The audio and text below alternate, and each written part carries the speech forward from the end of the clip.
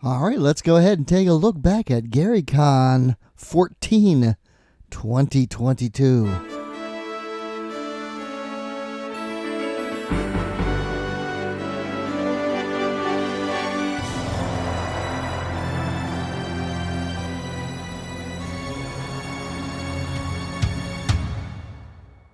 Hello everyone, I'm Captain Courageous and I review old school modules and games and try to give them a fun and informative analysis. This week I'm taking a look back at GaryCon 2022, which I had the privilege of attending. It was a fantastic experience, and first of all I want to thank Luke Gygax and the entire staff of GaryCon for running such a fantastic and well-organized convention.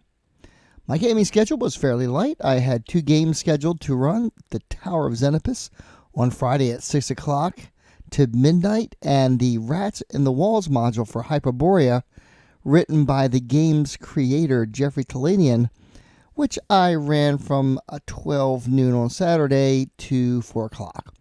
The first person I ran into coming into the convention hall Thursday evening was, of course, Jeffrey Talanian. So, of course, I took the opportunity to get a picture. I detailed my trip to GaryCon in my previous video, so check that out. My travel companion, Jeremy, was a great roomie and driving buddy, and even though the drive was about 14 hours long, it passed really quickly. For Friday morning, I was playing in Snarf Quest, the RPG, ran by the game's creator himself, Jamie Chambers. While Jamie used 5th edition rules, the original game was a collaboration with Larry Elmore for the 3rd edition of the game back in November of 2002. Many of you probably remember the absolutely hilarious comic that ran in Dragon magazine from 1983 issue 75 to 1989 issue 145, written and drawn by TSR and fantasy artist Larry Elmore. The stories revolved around Snarf, a Zetfa.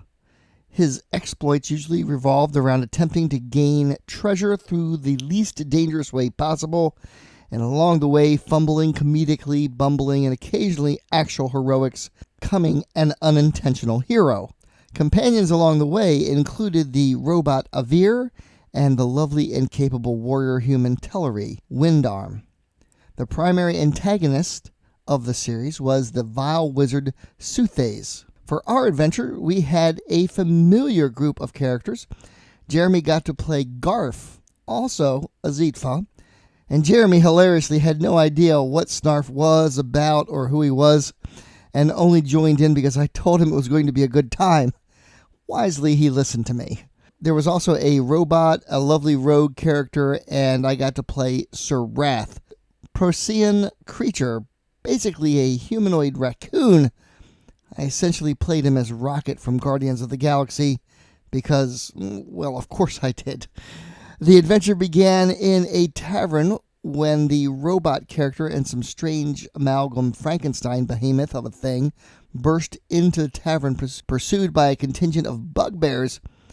Of course, we're annoyed at the interruption of our drinking and eating and put down the bugbears quickly, learning that our new companions were fugitives from an evil wizard named Suthays, a mage who travels to the future and the past, capturing creatures such as a T-Rex and a massive sentinel robot and magically putting them under his control. Of course, we decided to head back to Suthays' lair, put down the evil wizard once and for all, and free our new friends from further pursuit. Through guile and sheer bumbling luck, we managed to get the giant robot sentinel guard of Suthays' lair and the T-Rex to fight each other. A moment of silence for the ranger's chicken companion who made the ultimate sacrifice to make that happen. A moment of silence for the T-Rex whose massive bite was no match for the scything blades of the robot. Suthays returned just as the T-Rex fell, teleporting in, bringing with him essentially T-1000 from the future. Fortunately, we managed to kill the wizard and break the wizard's control over everything before he could regain control over the mayhem and chaos that we had caused. Thanks, Jamie, for a fun game. Jamie Chambers is known for working with Margaret Weiss and Don Perrin to create the licensed release of Dragonlance campaign setting back in 2003. the Battlestar Galactica and Supernatural role-playing games, as well as the popular Serenity RPG, among many other accomplishments and awards in the gaming industry. Of course, I was excited to run my very first con game ever, so I chose Tower of Xenopus from the Holmes Basic box set. Thanks to everyone that showed up. Every one of you were really amazing. Highlights included Robert Zemeth's thief Gar from afar, who died in the second room of the dungeon when he tried to sneak up on a goblin and was cruelly slain for his efforts. Mark Clover from Creative Mountain Games, whose 18th strength halfling Draco Fleetfoot's dark humor left me chuckling for several minutes.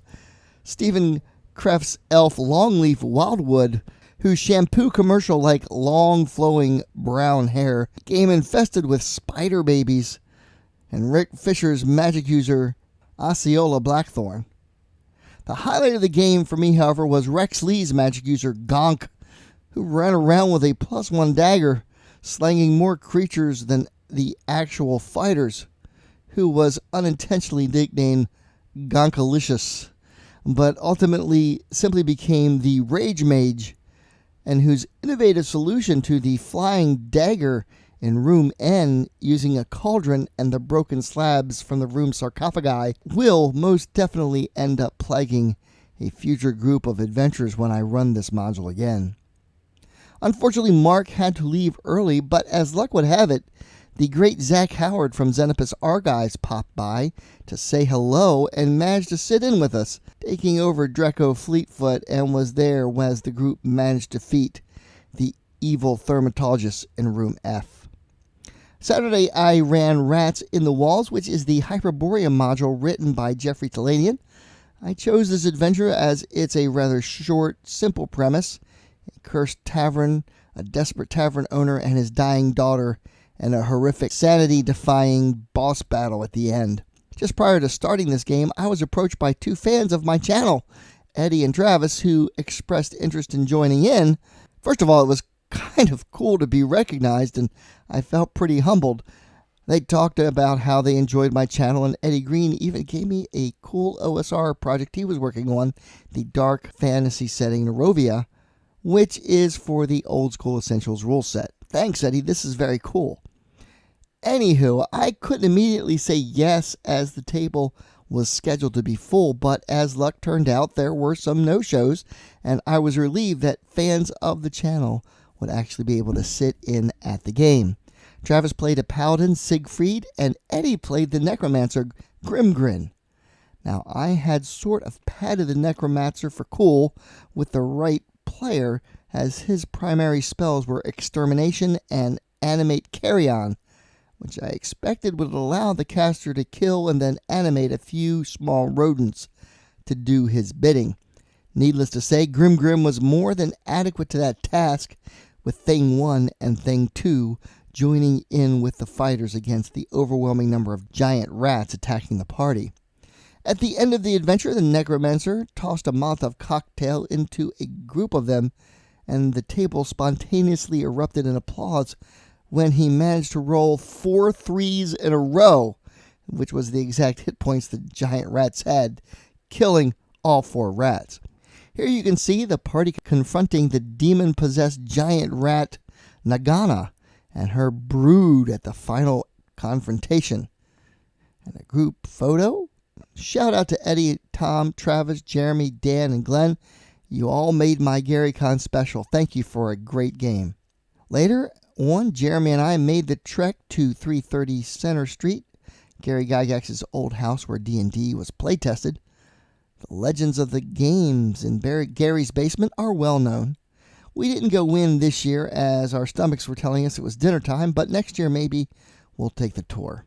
By the way, the current homeowner is Yolanda Frontnay, and she allows tours and games to take place in the house. Currently, there is a crowdfunding campaign to help preserve the location. If you want to make a donation, a link is in the description. At the con, there was a table of honor set in the main hall at the lodge for the legendary Dungeon Master himself, Gary Gygax.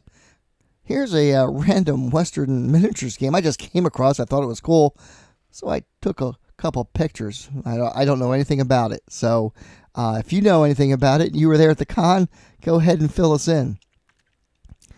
And here's Lou Zoki receiving the E. Gary Gygax Lifetime Achievement Award for his invaluable contributions to gaming. Lou is the owner of Game Science, and his precision randomizers were the first polyhedral dice on the market that didn't round off or degrade just because you rolled them on a hard table. Jokingly, early D&D dice were called low-impact dice. Lou's dice were high-impact dice. I wasn't able to be there when he got the award, but later on I caught up with him, got a picture of him with the award and the man himself. A great guy, and of course, I got 2 sets of the gem dice, as you can see here. Getting a few moments with the legends of gaming is always a thrill, and I managed to capture a couple of moments with a few of them, and here they are. Here is the artist Darlene and I. The art piece I purchased from her. Table had personally signed. Darlene contributed quite a bit of art in the early days of TSR, but is probably best known for her Greyhawk map, one of the most beautiful fantasy maps ever rendered. I also got a few moments with the Troll Lord himself, Stephen Chenault, who was kind enough to gift me with the new GM screen for Castles and Crusades, and he has made an interview appearance on the channel, so check that out. Larry Elmore was there and was kind enough to sign this beautiful art poster from the Mensor Basic D&D set depicting the demise of the beautiful cleric Alina at the hands of the foul mage Bargle. Curse you, Bargle! Mensor wrote the story, but surely not nearly as many hearts would have been broken were it not for Elmore's evocative art. Of course, the first thing I did when I got home was to hang this poster in a place of honor in my game room. On Gary Con's final day, I got to hang out with Roderick Weibel, creator of the OSR game Chromatic Dragons. Rod had sent me the books months ago, but I held off on my review as I was going to actually get to play the game with the creator himself, and needless to say, we all had a great time. Unfortunately, Jeremy and I were a bit rushed as we had a 13-hour drive ahead of us, and I neglected to get the usual selfies, pictures, and game pictures of the session. A review of this OSR game is coming soon. Of course, unfortunately, all good things come to an end, and it was time to return to Baltimore. A big shout out to my good friend, con roomie, and driving buddy Jeremy Martin, who made the long drives pass quickly as we talked about games and jammed out to the classic rock playlist I downloaded on my iPad, taking turns driving and playing DJ. Anyway, that's about all for now. I hope you enjoyed this look back with me to GaryCon 2022. Coming up, I have the Assassin's Knot review and Deep Dwarven Delve. As always, I want to thank my patrons, without whom these videos would not be possible. Please give this video a like, comment, and share. Check out my Facebook page, RPG Retro Reviews, and consider supporting the channel by becoming a patron yourself. Or, alternatively, you can leave a tip in the PayPal tip jar. A link for everything is in the description. As always, my friends, may your D20 roll true and game on.